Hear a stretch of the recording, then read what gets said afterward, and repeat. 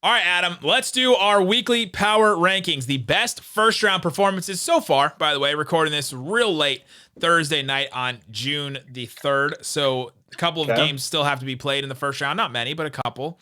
Yeah. Uh, Number 5. I went Do you back have and forth. okay?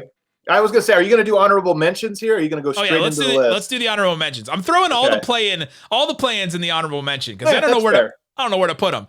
Tatum, Okay. 50 points in a play-in in the Ooh, play-in yeah. game against Washington to advance. That one was huge. Marant, 35 points against the Warriors to advance. Jonas Yeah. Valanciunas had 23 and 23 in the play-in against the Spurs. They Yeah. advanced the first time. LeBron good had a one. triple-double against the Warriors to advance in that crazy awesome game. I mean, it was, Yeah. honorable Yeah. All honorable right. mention. Honorable Maybe not mention. honorable. Sure. Maybe just a All mention. right. Just a mention. Sure. Another honorable mention: Durant, 42 points in Game 4 in a win against the Celtics. I'm not putting it in there. I'm a little surprised he's not in the top 5, but you know what? I'll hear the case. Okay. There's I'll too hear it. many. There's too, but There he are a went lot, 3 of 3 yeah. from 3 and 11-11 from the free throw line that game. Man, okay, all right. Number 5. Wait, I have one more that I know is not going to be in your top 5 that I have to put on this list. It's a little bit of a shocker. You ready for it? Is it Jokic? Dylan Brooks. Yeah. 26 points per game in the playoffs. He shoots 50, 40, 80 splits in his first playoffs, man. That's a great debut for the young fella. That's a really good one. He deserves it. Shout to Memphis. He's the reason they win and the reason they lose. But yeah, shout out to them. They did win that one game. So that is so true. Shout out to. All right. Number 5 for me, Devin Booker in this closeout game. 47 points, 11 boards, 8 of 10 from 3. Just incredible. Oh, wait. Are you giving? So this is just single game performance. Single game. I'm going single game. Oh, I got you. Okay. All righty. I was mistaken. All right. Yeah. Single game. So Dylan Brooks, I think that game 1 would have counted. But okay, sure. Yeah, it was great. Devin Booker in that closeout game 6 against the Lakers. That one was absolutely massive. There's too many. Like there's just too many performances. But that was number 5 for me. Number 4, Morant, 47 points in a loss. I thought that game was just so awesome from Morant, just to come out against the Jazz, who are just this well-oiled defensive machine and all that, and to be able to put it like the way he was taking it to Gobert in that game. Just was an incredible performance to me. Took him to another level. He seems like he's a budding star, which we already know. Yeah, absolutely. That one for sure. Number 3, Damian Lillard, 55 points in the loss to the Nuggets. That game was just absolutely incredible. Just to watch. Man, number 3, I guess because it came in a loss, but we've seen Steph Curry get that hot. I've seen Klay Thompson get that hot. I'm not sure I've seen anybody else get that caliber of hot just from 3, because they were all the same shot, 3-pointers, deep threes, and he hit 9 in a row. I mean, my goodness. I can argue number 2 on this list in 3 to flip 2 and 3 and put Lillard at 2. But yeah, that Lillard game was wild. One of the best games we've seen this year. Jason Tatum, 50 points in a win against Boston, against Brooklyn, because it's against Brooklyn. The only game they won, he had to dig deep for that one. They don't play any defense, but okay, I'll take it. I'll allow it. But they won, right? Like they won that game. They're supposed to get swept. That team was awful. Tatum was good. Celtics team. Mm-hmm. Number 1, no surprise. Oh my goodness, full homer. You're doing power rankings just like I do. I'm going full homer on this one, but there's a reason. Luka Doncic, Game 5 win, 42 points, 8 boards, 14 assists. The Mavericks were everyone thought they were out of it. The Mavericks won the first 2 games, Clippers won the next 2 games, and they got destroyed in Game 4, and everyone was just down on them. And then Luka came out and just had one of the most incredible games I've seen.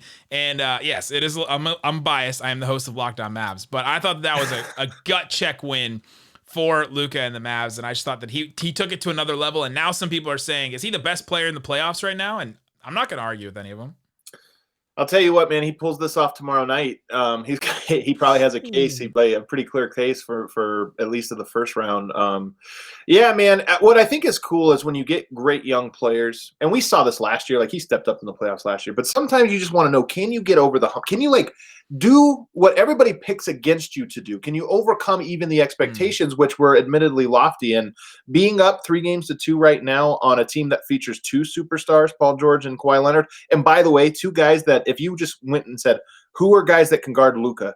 It wouldn't be – there's not a lot of names you would put ahead of Kawhi Leonard and Paul George. So the fact that he's been able to just be completely and utterly unbothered by whatever it is the Clippers are trying to do to stop him is pretty amazing, man. That kid really is special. And he got no help from anyone else. Like Hardaway Jr. had 20 points in that game, but I think he shot like 30% from the field. It was like no one else had double digits in that game at all for him. So it was just almost him and no one else. So yeah, there's my list. Which ones did I miss? The Trey Young, I think the Bow game was probably, but I don't know if that was. Oh man, I would definitely give it to Trey Young. I mean, he gets maybe the numbers at the end of the day weren't high enough to match some of these other ones, but I'll tell you what, he gets the style points that put him over. The style points for where it happened, both Game 1 and Game 5, both being in Madison Square Garden, and just anytime you can go in and think about the atmosphere we saw at Madison Square Garden, because it's this sort of coming out party for everybody from this pandemic, and there was so much energy in the building, and they did such a great job of booing him and talking trash. And what did it do? It fueled him. It absolutely fueled him. So he probably would have cracked. He probably would have cracked my list. And probably Game 1. And the fact that there's all this pent up. Like you said, coming back from the pandemic, the first time everyone together. Also, the Knicks haven't been good for a long time, like a real long time. So there's all that pent-up Knicks rage. And there's a video circulating online with a man in a Spider-Man costume interviewing some New Yorkers. And man, it was there was some pent-up rage there from New Yorkers. I could not stop laughing the whole time I watched that video. I don't think Jokic had a single game that ends up cracking it. But here, Game 2 was one I was going to put in.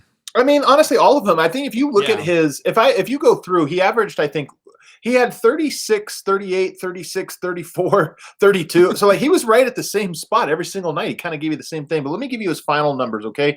33 points per game. That's the third best number in the playoffs, behind Lillard at 34, Doncic at 35. Here are his shooting splits: 53, 43, 92. He went 50, 40, 90 in the first round on 33, 10, and 5. That's just absurd, man. That's absolutely absurd. And here, just to set the stage, again, I don't know if there was a single game that it's like his average was all great, and every game other than one was great. But I want to set the stage because I don't think everybody understands this. Damian Lillard and CJ McCollum, one of the best backcourt duos in all of the NBA. The Nuggets were without Jamal Murray. They were without Will Barton. That's your starting point guard and your starting shooting guard. Monte Morris had just come back from injury, played great. They were without PJ Dozier. That's your backup shooting guard.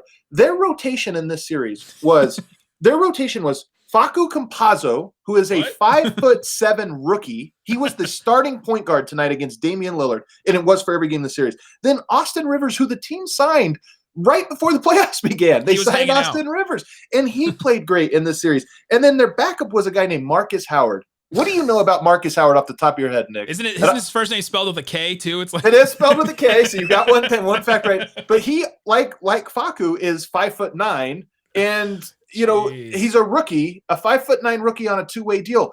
He played meaningful minutes every single game of the series. When I say meaningful minutes, like 15 minutes per game for the Denver Nuggets tonight. That was their backcourt rotation. Absolutely phenomenal that the Nuggets were able to get this done. And Jokic, 50, 40, 90 on 33 points per game. Just insane.